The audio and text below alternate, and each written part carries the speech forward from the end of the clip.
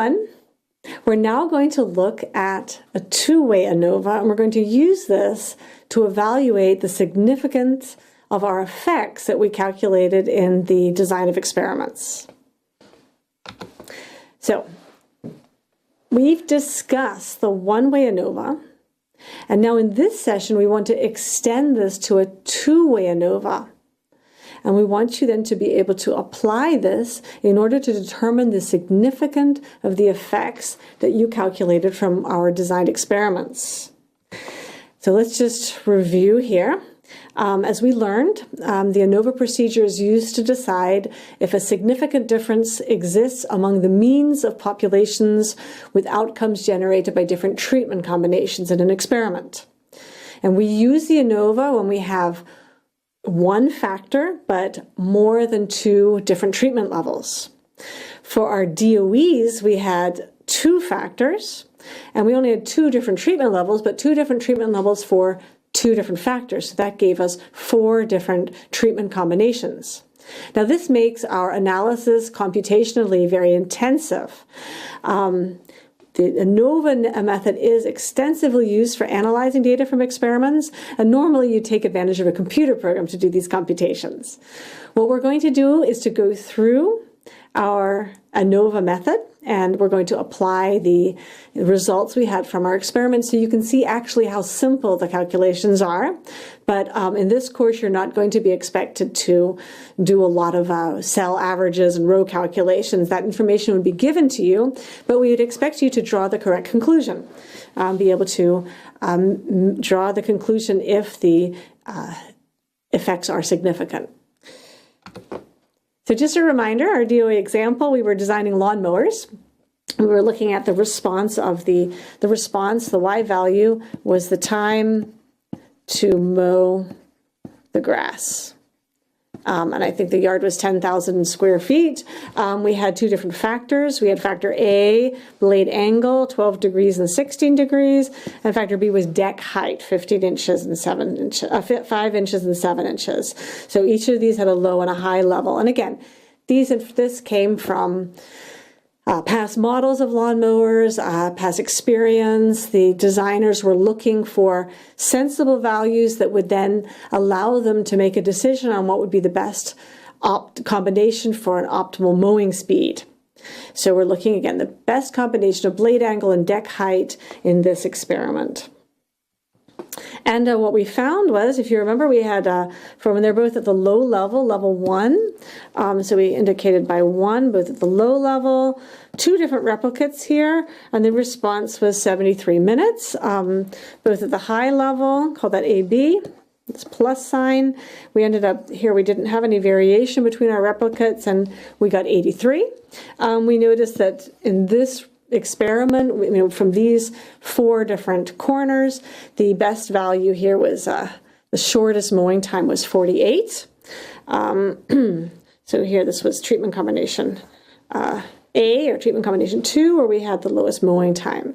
But what we're interested in then is, further, can we use the effects of these experiments? So the effect of A we calculated as -1.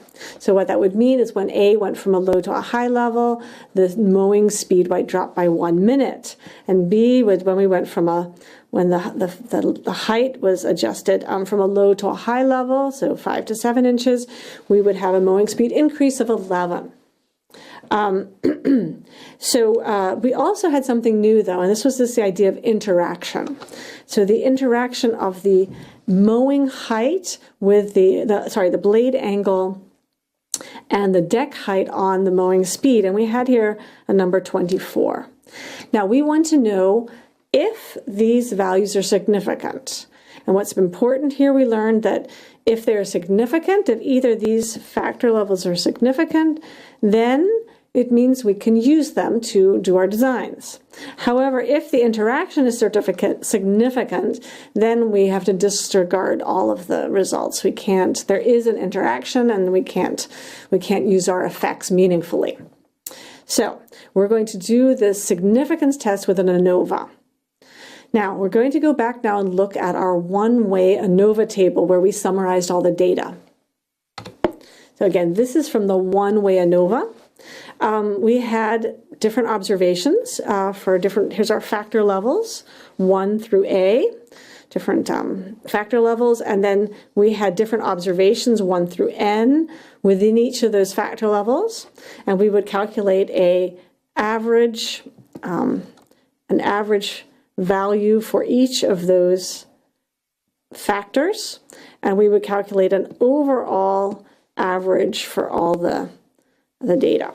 And again, the idea for the ANOVA is we were looking for what we called the sum of squares. It's a representation of the variability, sum of squares treatment, so a representation of the variability due to the different treatments, and we compared that to a sum of squares error, which we could calculate for each of the different treatments, the error within these values, which should all be the same, right? And then we would sum those all up to get the sum of squares error. And we would compare those with the F statistic. And if the sum of squares treatment was significantly greater than the sum of squares error, we would then say that the means of the treatments were definitely different. For a two-way ANOVA, we also need to have our data. And here we have it organized into a very similar table. And please don't get worried about this table. We're going to look at an example. Just get the general idea. We have factor A still over here on the in the column. Factor A, we have level 1, level 2, level 3, down to level A, different levels. Factor B, now we put across the top, level 1, to level B. Now in our experiment, we only had 2 levels, 1 and 2 for both of them, but this is a generalized table. And like before, we can take row averages, which will then relate all the values we have when factor A is at level 1, and column averages, which is new. It's when, for example, all the values average together when factor B is at level 1, or at level J, whichever level you're at. And we have, again, as before, an overall average, which takes into account every single point that we've measured. Okay, so this is the same organization as before. This is just a larger generalized table. Cell averages can also be calculated. Here we see then for all of these values at a certain factor A level and factor B level, we can get an average for factor A at 1, factor B at 1. Here we have, for example, average of this one we have factor A is at level A and factor B is at level J, so overall average A, J, and then dot for that cell. Those are the cell averages. We also can calculate row averages. Here we see, and this is a typo in our book, so I fixed that there. If you average all of these values, so over all one level A, over all the different factor B's, and over all the replicates, we end up with an overall row average, Y, 1 dot dot, then gives us the overall average value for factor A at level 1. Column average, likewise too. Here we have then the overall column average for B at a certain level. Here would be at level J, for example. And you can calculate that. That would be then Y bar with a dot and then J dot, or here Y bar if factor B is at level 1 dot 1 dot. So again, you're just taking row column averages, and then finally our overall average that we have at the end here is either equal to the average of all the row averages or of all the column averages. It's the same value, an overall value for all the data. Now, obviously, we'd like a computer to do this for you, but let's look at our example. We'll do the number crunching just for our example. So here we are again. And look, you already have a lot of your data that you need. So here's the resulting averages for each of the different combinations, right?